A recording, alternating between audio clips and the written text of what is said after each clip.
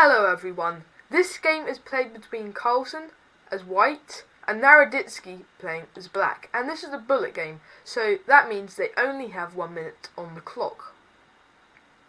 And Carlsen as white opens with e4 and Naroditsky replies with e5. Now we have d4, which is the centre game, and e takes on d4, and Carlsen from here plays queen captures on d4, when you could go for moves such as knight to f3, you could play c3, and from here, after c3, this would go into the Danish gambit, and you could continue the game like this. But Carlsen goes straight for the queen into the centre by queen takes on d4. Knight to c6 attacking the queen, and the queen moves to c4. Knight to f6 going after this pawn, so both the knights are developed, and we have knight to c3 defending the pawn. Bishop to b4 attacking the knight, and we have bishop to d2, so defending the knight and preparing a queenside castles. Castles and queenside castles from white. Rook to e8 and f3. d6 and we have g4. e6 with the bishop, that's why the d6 move was played to open up this diagonal for the bishop. So this bishop now attacks on the queen. Now the queen retreats to e2. Knight to d4 going after the queen, and we have queen to f2. So the queen has lost a bit of tempo here because black has got a very strong attacking position. Now we have c5, a3, and queen to a5. So in this position, this is sort of the position of a draw. And now in this position, Carlsen plays the move knight to b1. This is actually a mistake. The best move in the position would be a move such as knight g to e2. Knight g to e2 and g5 are the best moves in the position, so pushing forwards with this pawn. But instead he decides to go with the move knight to b1, which is actually a bad move.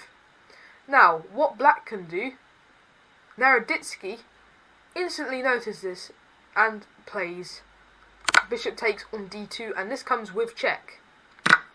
Queen captures on d2, and we have queen to b6. g5, now pushing forwards, and we have knight to d7. f4, and we have the move bishop to b3. So the point is here, you might think that, well, this c pawn can take on b3, but if this happens, knight to b3 with check wins the queen, and this is a devastating position from white. Going back, in this position, the move to be played from Carlsen is bishop to d3. Now we have c4, kicking away the bishop, but the bishop decides to capture, so giving up the bishop, so bishop takes on c4, bishop takes, first, rook a to c8. Now we have queen takes on d4. Rook takes on c4, and there could be a trade of queens, but instead Carlsen retreats back to d3. And now we have queen to e3 with check. So what happens now is this is a painful position from white. There's no other move to play other than rook to d2. Then from here, you're going to get rook takes on c2, and it was in this position that Carlsen resigned the game, because what's going to happen from here is either queen has to take on c2, give up the queen for a piece like this and recapture, or going back in this position after rook takes, if queen takes on c2, then from here you lose lots of material. And the alternative option is if the king moves to d1, then you're going to get rook captures on d2 with check, and from here you can find the checkmate. The only other option is king to c1, and from here you can finish the game in style with rook to d1 with checkmate, and the queen can come down to e1, and this is also checkmate. So in the position of rook to c2 with check, Carlsen decided to resign the game as there is nothing better to be done.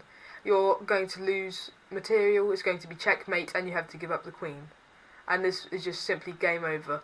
And this was a bullet match, so he only had 1 minute on the clock.